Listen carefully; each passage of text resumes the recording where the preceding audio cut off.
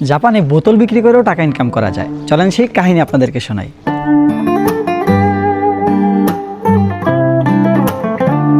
So এখন আমি বাসা থেকে বের হয়েছি অ্যান্ড এই হচ্ছে সেই কাঙ্ক্ষিত বোতল। এখন হচ্ছে যাইতে হবে, প্রথমে যাব হচ্ছে বেনিমারুতে। এখানে একটা বড় বেন্ডিং মেশিন আছে যেখানে বোতল সিল করা যায়। অ্যান্ড দ্বিতীয়ত হচ্ছে আজকে দুইটা অপশন আছে, একটা হচ্ছে ছোটো অ্যান্ড একটা বড়, একটা 7-Eleven-এ। তো চলেন আগে বড়টায় যাই, দেন ওইটা থেকে হচ্ছে আগে সেল করে আপনাদেরকে দেখাই। And this is for the second time. First একবার করছি, সেটা আপনাদেরকে দেখাইছি, অ্যান্ড এটা সেকেন্ড টাইম। সো দুইটাতে ট্রাই করব, ছোটোটাতে এখন পর্যন্ত ট্রাই করা হয়নি। সো দুইটা মিলিয়ে আজকে ট্রাই করব। চলেন একসাথে যাই। সো বাসা থেকে বের হয়ে সর্বোচ্চ বেনিমারুতে যাইতে আমার 5 মিনিটের মতো সময় লাগে। 5 মিনিটও না, 2-3 মিনিট। সো এখন হচ্ছে অলরেডি ধরতে গেলে আমি অর্ধেকে চলে আসছি। ওইখানে গিয়ে হচ্ছে বড় একটা বেন্ডিং মেশিন আছে, ওইটাতে হচ্ছে বেশি সেল করা যায়, মানে ধরেন 500-600 বোতল একসাথে দেওয়া যায়। আর যেটা 7-Eleven-এ আছে ওইটা একটু ছোটো। সো আগে ওইটাতে যাই, সর্বোচ্চ আমার আর 2 থেকে 3 মিনিট সময় লাগবে। সো এখন চলে আসছি, সাইকেলটাকে পার্ক করলাম অ্যান্ড লক করি, কারণ আমি লক না করলে আমার সাইকেল চুরি হয়। কারো সাইকেল চুরি হোক আর না হোক, একটা তো হয়েছিল, এখন আবার আরেকটা হইতে পারে। সো এ হচ্ছে সেই কাঙ্ক্ষিত বোতল। চলেন একসাথে গিয়ে এখন সেল করি। তো এখন আমি সেই মেশিনের সামনে আছি, অ্যান্ড আমার পেছনে যে মেশিনটা আছে এটা হচ্ছে গার্বেজ, মানে হচ্ছে কার্টন যে এগুলা সেল করে, এগুলা সেল করা যায়। এই যে একটা কার্টন করে। আর এই মেশিনটা হচ্ছে সেই মেশিন যেখানে হচ্ছে আপনার বোতল সেল করা যায়। এখানে সিম্বল দেওয়া আছে বোতল, অ্যান্ড কীভাবে বোতল দিতে হবে, কত বোতলে কত টাকা ইনকাম আসবে, এক বোতলে কত টাকা, সব কিছু এখানে ইনস্ট্রাকশন দেওয়া আছে।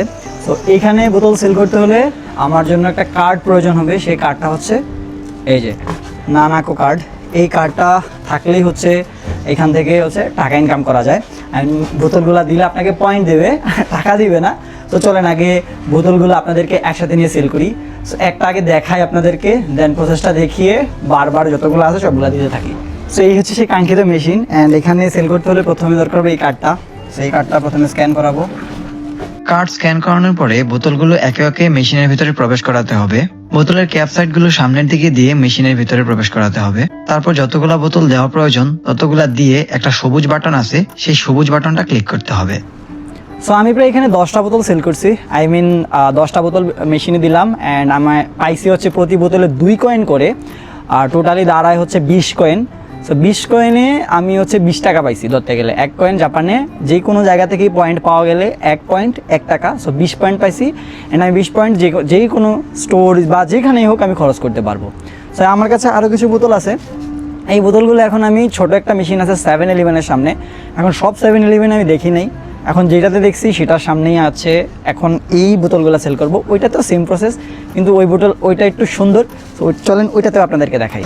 সো আমি যে 7-Eleven-এ বোতলগুলো সেল করব, সেই 7-Eleven-টা আমার বাসা থেকে মাত্র 1 মিনিটের দূরত্ব। বাসা থেকে বাজার পর্যন্ত এরকম 1 মিনিট। সো এখন আমি এই যে সিগনালে আছি, এই হচ্ছে সেই 7-Eleven। এটার এই যে গাড়িটার পিছনেই হচ্ছে ওই মেশিনটা। সো ওই মেশিনটাতে এখন এই বোতলগুলো সেল করব। চলেন, সো সিগনাল ছাড়ুক, দেন যাই।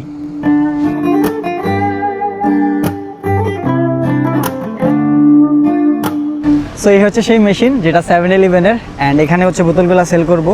এখানেও প্রসেস সেম, কার্ডটা স্ক্যান করাতে হবে, দেন এটা ওপেন হবে। ওপেন হওয়ার পরে এখানে বোতলগুলো দিব, দেন অটোমেটিকলি আমার পয়েন্ট চলে আসবে। সো চলেন এইটাতেও আপনাদেরকে প্রসেসটা দেখাই একসাথে নিয়ে। সো এই হচ্ছে সেই মেশিন। এখন হচ্ছে এখানে আমাকে একটা কার্ড স্ক্যান করাতে হবে। কার্ডটার নাম একটু আগে বলছি, এটা হচ্ছে নানাকো কার্ড। সেই কার্ডটা ফার্স্ট স্ক্যান করাইছি, অটোমেটিকলি ডোরটা খুলে গেছে। অ্যান্ড আমি এখন কার্ডটা রাখি, দেন আমার কাছে যে বোতলগুলো আছে সেই বোতলগুলো ঢোকাই। বোতলগুলোর সিম্বলও দেওয়া আছে, মানে এই ক্যাপের জায়গাটা এই সাইডে রাখতে হবে, এই জায়গাটা এই সাইডে রাখতে হবে। সো এইখানে আমি রাখলাম। তো সে একটা নিয়ে গেছে, আবার আরেকটা নিয়ে গেছে, আরেকটা রাখলাম। এভাবে যতগুলো বোতল দেওয়া প্রয়োজন ততগুলো বোতল দিয়ে স্ক্রিনে ওকে বাটন আসবে, সেই ওকে বাটনে চাপতে হবে। এক একটা মেশিনের এক এক রকম সিস্টেম। এই মেশিন এবং আদার্স মেশিন একই না হতে পারে, তবে সিস্টেমগুলো একই। সো এইভাবে চাইলেই জাপানে বোতল সেল করা যায়। অ্যান্ড এটা হচ্ছে জাপানের একটা ট্রিক্স, যে দেশকে সুন্দর করার কিংবা দেশের ময়লা দেশের মধ্যেই রাখার এবং গার্বেজ গুলো কালেক্ট করার। পৃথিবীর বিভিন্ন দেশেই এই সিস্টেম চালু আছে, শুধু যে জাপানে আছে তা কিন্তু নয়। নেদারল্যান্ড, অস্ট্রেলিয়া বা যে কোনো ইউরোপ কান্ট্রি কিংবা উন্নত কান্ট্রিগুলো আছে সেই কান্ট্রিগুলোতে কিন্তু এই সিস্টেম চালু করা আছে। অ্যান্ড আমাদের বাংলাদেশের সিস্টেম চালু আছে, টিন ভাঙ্গা, লোহা ভাঙ্গা, প্লাস্টিকের চেয়ার ভাঙ্গা দিয়ে নিতে পারেন পেঁয়াজ, ওইটা চালু আছে। ওইটাও ব্যাপার না, ওইটাও কাজে লাগে। সো জাপানের এই সিস্টেমটা আপনাদের কাছে কেমন লাগছে সেটা কিন্তু অবশ্যই কমেন্ট করে জানাবেন। অ্যান্ড আমাদের বাংলাদেশে এই সিস্টেমটা করা উচিত কিনা সেটাও কিন্তু আপনারা কমেন্ট বক্সে জানাই দিবেন। সবাইকে আল্লাহ হাফেজ।